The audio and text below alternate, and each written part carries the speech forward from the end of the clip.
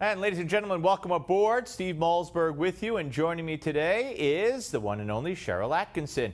Of course, she's the host of Sinclair's Full Measure with Sharyl Attkisson and the author of, I'm happy to say, New York Times bestseller, The Smear: How Shady Political Operatives and Fake News Control What You See, What You Think, and How You Vote. Congratulations on the success of the book, Sharyl.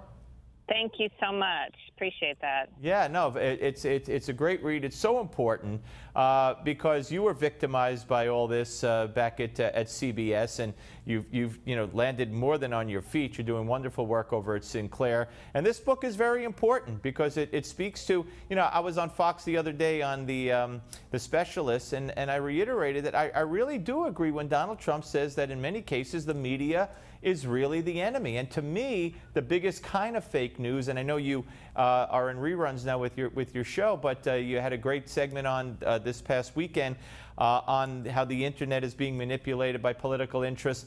To me, fake news by omission is the most serious kind of fake news. When you don't put a story in context or you leave out vital information of a story, that is the most egregious kind of fake news to me.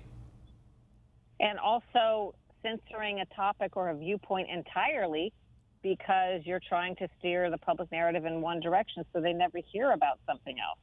Absolutely, absolutely. Or, Donald Trump scolds a judge. Oh my God, how many weeks did we hear about that? But of course, Obama did it at the State of the Union to the whole Supreme Court. Clinton did it. FDR threatened to change the whole court. If you add that to the story, it diminishes, how bad what Trump did was. So they leave it out.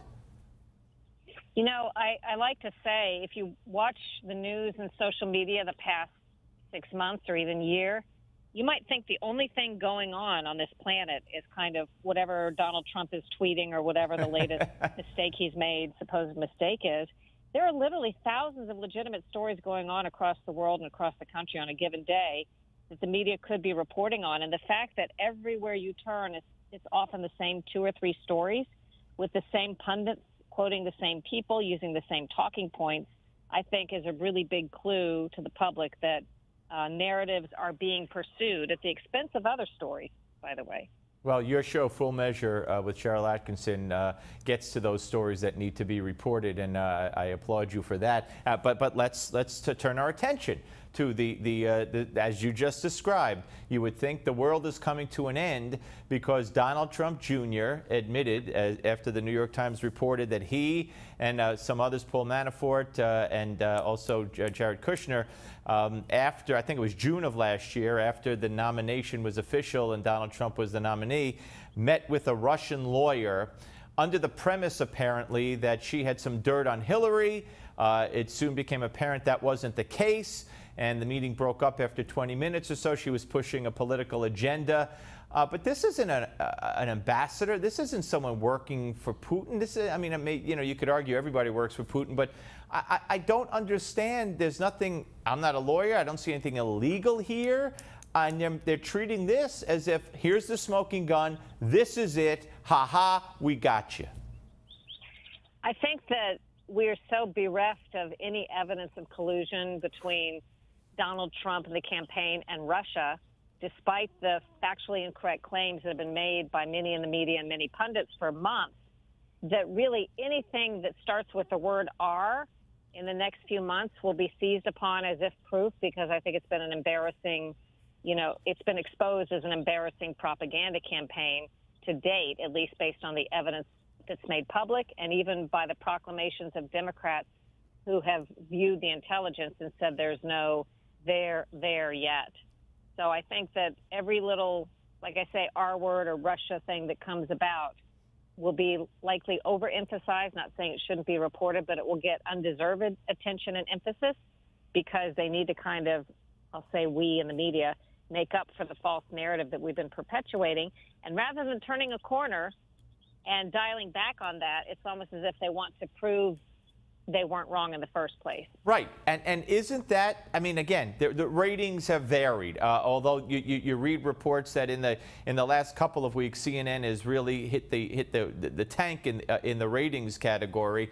Have they not learned, or are they so political motivated from the top? I mean, the reporters may be, but they're not going to be allowed to pursue this if the top doesn't really want them to. Do you think it's still the agenda of the people who despise Trump? For political reasons, maybe even personal reasons, do you think that wins out right now at some of these outlets?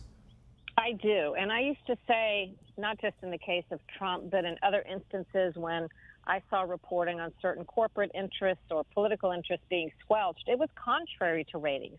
It was contrary to what we knew our viewers responded well to and wanted to see. And I remember that was sort of an aha moment to me. I thought, so now we're doing things that, in some respects have nothing to do with driving the ratings, quite the opposite, based on somebody feeling so strongly or having such a strong, perhaps political/financial connection to an interest that they're willing to sell down the river their own news division or their own news division's reputation to help steer a narrative or serve a greater interest. And do you think that that's the case? I mean, just your opinion. Do you think that's the case at CNN, for instance? Steve, honestly, I have not watched CNN in so many years, and I just see excerpts that float around. You don't know what you're missing, Sharyl. You don't know what you're missing. Yeah, I mean, I just am not in a position to have a good analysis, and as I've said to you before, almost everything I see reported in general, I believe nothing at face value without verification somehow on my own because so much of it is proven wrong. So I'm hesitant to comment even based on what I read. But it's definitely, I'll say one thing, it's not the organization that it was when I worked there in 1990 to 93 because we were so careful. We were forbidden, in essence, from putting opinions, mixing it into the news. The opinions were on Crossfire or Larry King Live, but the news shows that we were on, we worked very hard. We're not perfect, but we worked very hard to be factual and just stick to the facts as best as we could. We would never have had the discussions and, topics that I've seen quoted and floating around in the past couple of years. All right, let's move on, if we can, to, you're based in Washington, in the Washington area, and certainly we have a lot going on when it comes to health care. I mean, I have heard, so I can't keep track anymore. I mean, I really can't. And I have no idea where it stands. McCain and Graham seems to me that their whole career is based now on knocking Donald Trump at every single turn. But McCain, healthcare is not going to get done. Graham, healthcare is not going to get done. Oh, we might have a compromise that came out the other night. Oh, I might have to turn to the Democrats. And Trump says, do it. I mean, what are you hearing? Is this going to get done this year? I have no idea about that. But I'll tell you, I had 2 interviews on in the last few months, and I'll have another one in the fall, with members of Congress or recent members who say that the reason a lot of this stuff doesn't get done has nothing to do with the TikTok that you're seeing reported in the news. It has to do with Democrats and Republicans in what they call their own swamp, not wanting to take a tough vote, meaning not wanting to cut back programs for anybody, not wanting to dial back on money that any interests get. And they're doing this because they're serving their other masters, not the public, but special interests and political interests and corporate interests who donate to them.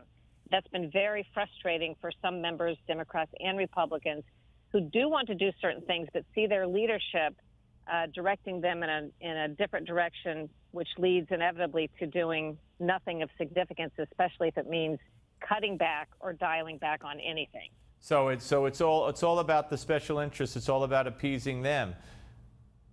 I think it is, and I think when they're writing these things and they won't let certain members in, so the Republicans are writing this bill in the Senate, and certain Republicans who wanted to be in on it were excluded. Well, who is it who's weighing in and writing these things?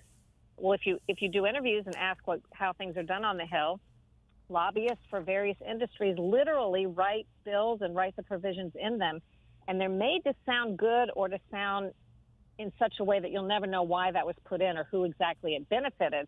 But believe me, it benefits somebody, some money interest that is donating to members of Congress who are involved in that process. This is according to the members themselves. And what did you call it? The stone swamp?